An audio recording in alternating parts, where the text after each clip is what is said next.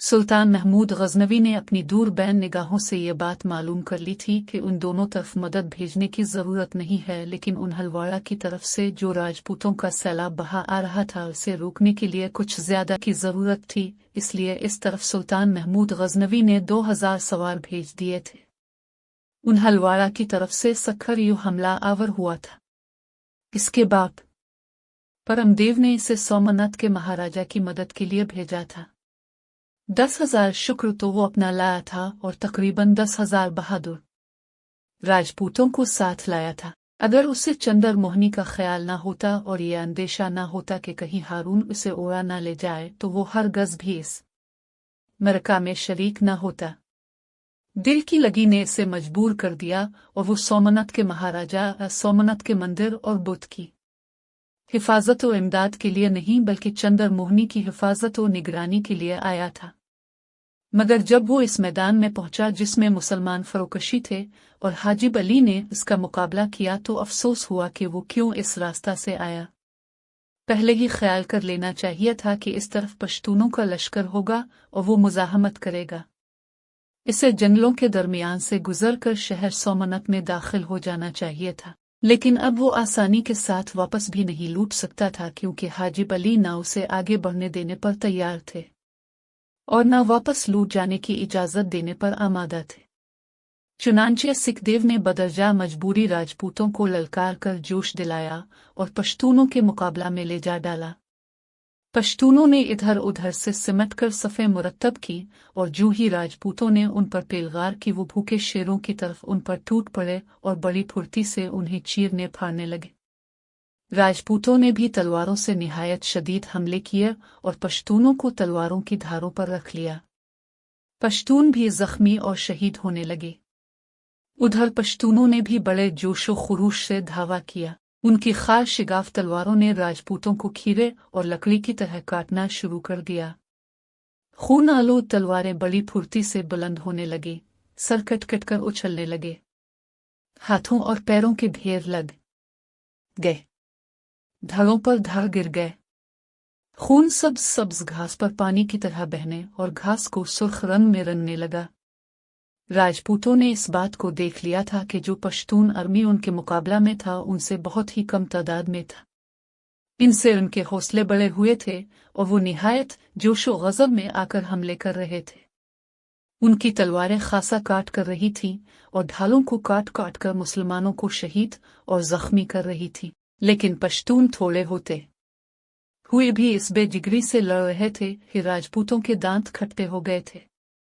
उनके बेपना तलवारें अगर तरह काट डालती थीं, ढालों पर पड़ती थीं तो उनके सरों को उड़ा देती थीं और अगर इंसानों के आज़ा पर पड़ती। पश्तूनों ने राजपूतों की कई सफ़े तोड़ दी थीं और जो बाकी सफ़े रह गई थीं उनमें घुसने और उन्हें ज़ेरो ज़बर करने की कोशिश में लगे हुए थे।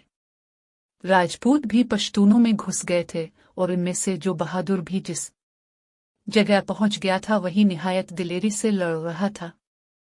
लेकिन पश्तून ऐसे इकट्ठा कर राजपूतों को ढूंढ ढूंढ कर कत्ल कर रहे थे। वो इस फिक्र में थे कि राजपूत दिलेरी और जसारत करके उनके लश्कर में आए क्यों। चुनांचे वो बेदरेग उन्हें कत्ल कर रहे थे। राजपूत दिलेरी के ज़म में जुरत करके इस्लामी सफ़ों में घुस तो आए थे, लेकिन अब वापस जाना मुश्किल हो गया था। उन्हें मदद न पहुंच रही थी और बगैर मदद के न वो मुकाबला कर सकते थे, न पीछे हटकर अपने लश्कर में जा सकते थे।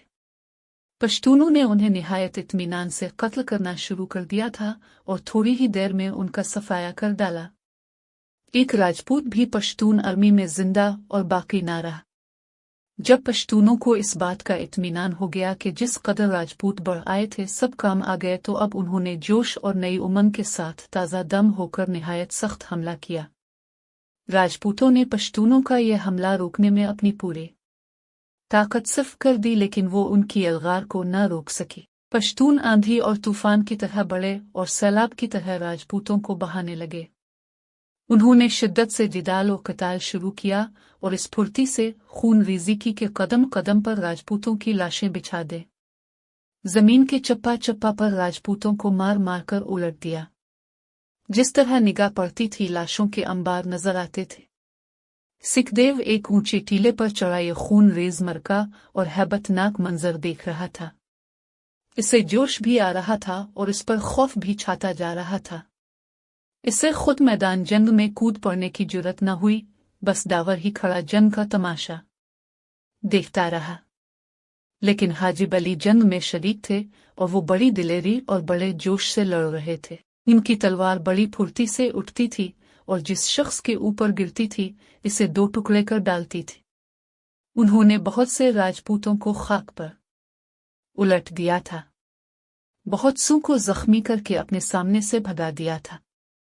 राजपूत हैरत से उनकी लड़ाई का तमाशा देख रहे थे। वो जिस गिरोह पर हमला करते उसे ज़ेरो ज़बर कर डालते। उनके जिस्म और लिबास पर खून के कतरे पड़ पड़ कर जिम गए थे, जो सियाह होकर गोश्त के लोथवे मालूम होने लगे थे।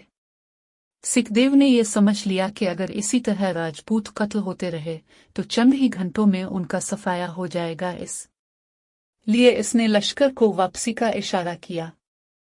राजपूत गोया इस इशारा के मुंतजिर थे। वो निहायत तेजी से पसपा हुए। पश्तूनों से बढ़कर उन्हें कत्ल करना चाहा, लेकिन हाजिब अली ने पश्तूनों को ताक़ुब करने से रोक दिया और पश्तून वहीं ठिठक गए। राजपूत जंगल में घुसकर निगाहों से गायब हो गए। अब असर का वक्त आ गया था। आज पश्तूनों ने तीनों समतों में हमला किया और हर तरफ अपनी बहादुरी की धाक बिठा दी।